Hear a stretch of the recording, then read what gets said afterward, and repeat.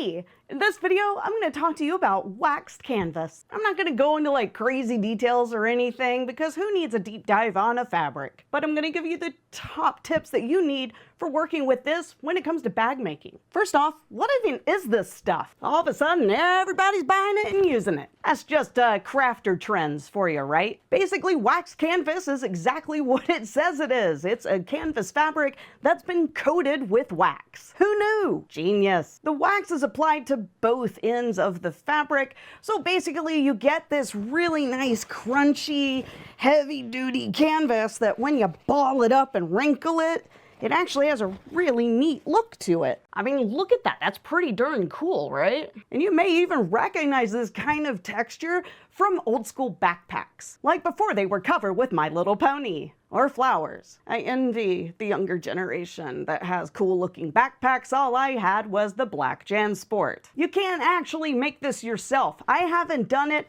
This is actually purchased from the sewing room of Garner here in North Carolina. So if you want to learn how to make it, I'm not the person to talk to because I ain't got that kind of time or patience. You can, however, buy it online. There are tons of sources for finding waxed canvas.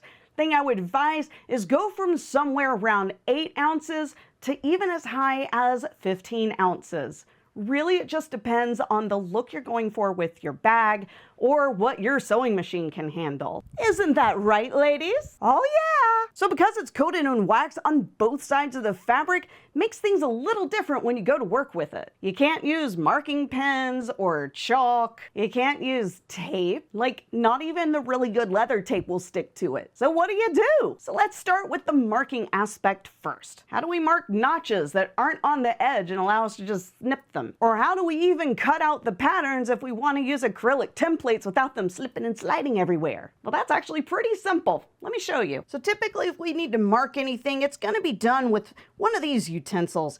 I've got like a little Sharpie thing here, fine point tip. I have a ballpoint pen that's gel. Then I've got chalk. And of course, my disappearing ink pen, which I love in most circumstances. Unfortunately, none of this stuff is going to work with waxed canvas. That's because of all the oil that's in the wax. Whenever you're going to drag any of these across the fabric to mark something, it's going to leave a residue on the tip of your utensil, which in the end is going to make it completely useless and you'll never be able to use it again. You might as well just throw it away, especially if you use the pens. With this kind of pencil or even the chalk, you can kind of shave off the residue, but these will basically be trash bin material after you're done with it. So what do? You take a point turner. All you have to do is put your pattern piece down and make the mark around it with the pointy tip, because that basically is just gonna, remove a little bit of the wax and create that nice outline. I actually like this a lot because it's not permanent. If you want to remove that mark,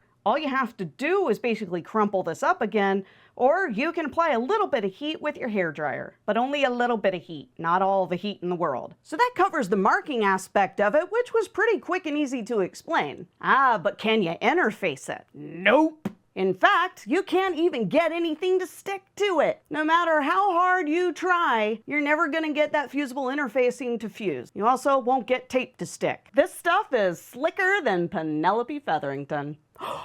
What a scandal. It doesn't take a rocket scientist to understand that if you apply heat to wax, it's gonna melt. That's how candles work. Same thing applies to the waxed canvas. If you're gonna apply heat to it, then you're gonna melt all that wax off, which means you're gonna have to recoat it, which leaves you with a couple of choices. You either make your own waxed canvas after you've interfaced one side of it, or you just go old school and sew it in. You remember that video I did a couple of weeks ago with the foam interfacing trick? Same thing applies here. You don't have to zigzag that one because basically, unless you're attaching foam to this stuff, you're not going to need to zigzag just to like compress the edge down. But you will need to sew in the interfacing so that it's snug to the fabric. And by that, I just mean it's on all 4 sides of whatever it is you've cut out. Because that interfacing, regardless of if it's glued to the fabric or not, it's still going to take the first hit when it comes to bearing the weight of whatever is in the bag. So again,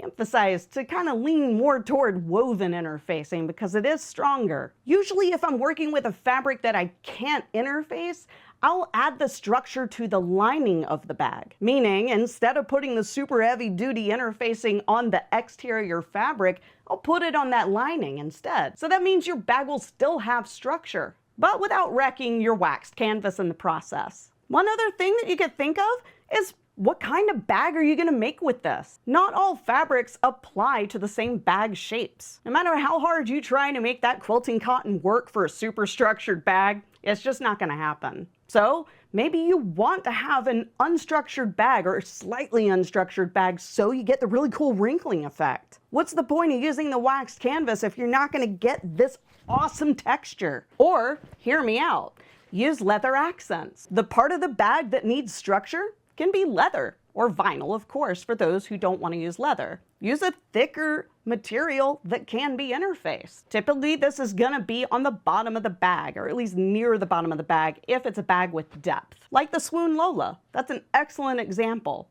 and a really good bag for this kind of thing. Actually, a really good one would be one of those backpacks that has like the drawstring closing. Actually, while we're on the topic of Swoon, they have the Lucy, which is a really good drawstring backpack pattern. Once again, thank you so much for paying attention and sticking around to the end of the video, where I usually cut quips to see who paid attention. If you like my content, feel free to give the good old thumbs up to the video and hit the subscribe button. These are all things that I'm under contract to say, because if I don't, I'll get pushed out by the influencer community. Bye!